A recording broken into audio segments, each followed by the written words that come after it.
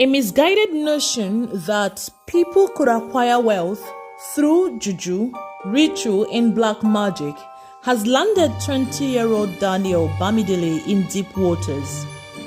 On the evening of January 20th, 2024, in the busy city of Ibadan, Oyo State, Nigeria, Mrs. Titilayo Bamidele attended a church program in a place not quite far from her house, and while the program was going on, she receives a text message urging her to return home immediately and attend to a family emergency.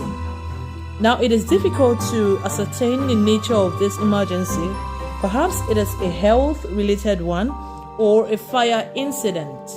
Well, all this woman knew was that her presence was needed at home. So she gathered her things and headed home ASAP. As soon as she got home, she looked around and discovered that nothing out of place, nothing alarming was happening. There were no break-in, there were no accidents, there was nothing. But just to be very clear, Mrs. Bamidele went around her house searching. Satisfied that nothing was going on, she decides to head back to church. But as soon as she was about stepping the house, someone jumped on her. A familiar face whom she had known all his life emerged from a shadow corner and launched a vicious attack on her. With a sharp cutlass, this individual began to cut and begin to slice and sever this woman's body in parts. Mrs. Titilayo did what anyone under such harrowing circumstances would do. She fought back. She began to struggle. She began to struggle with this person until she was able to free herself. And immediately she took to her heels. With blood oozing out from the deep laceration she had received, Mrs. Titilayo staggered out of the compound and began to scream for help.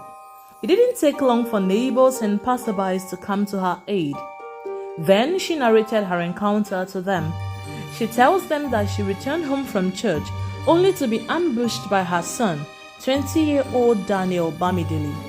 Now, it is a taboo for a child to hit or attack a parent, so everyone wanted to know why this young man was attacking his own mother. Mrs. Titilayo pleaded with them that they should please accompany her to her home and rescue her husband, whom she believed Daniel has probably been attacking. The small crowd charged to Mrs. Titilayo's home, and true to her words, Daniel was indeed attacking his own father. With a sharp knife, he was brandishing it across his father, slicing the old man's body in bits. The neighbors rushed in, and quickly they dispossessed Daniel of the cutlass and pinned him down.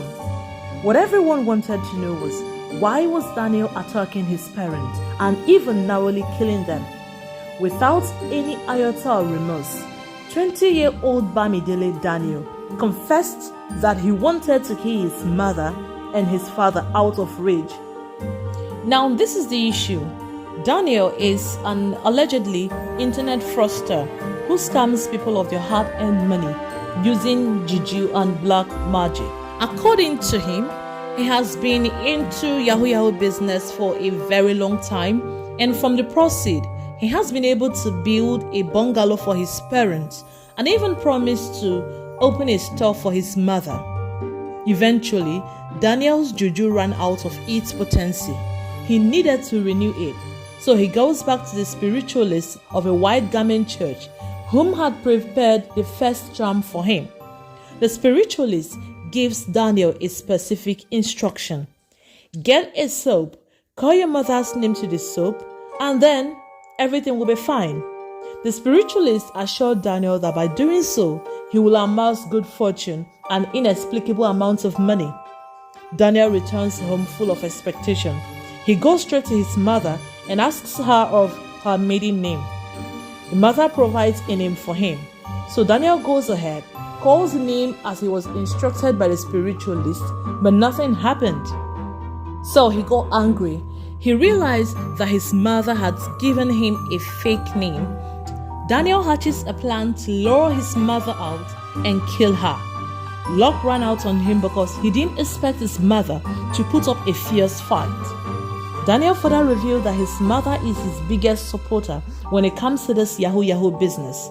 But he was furious when he learned that his mother had connived with his elder brother and duped him of 2.5 million naira. And so, to punish her, Daniel decides to kill her. When his father intervened, he also launched attack on the innocent man.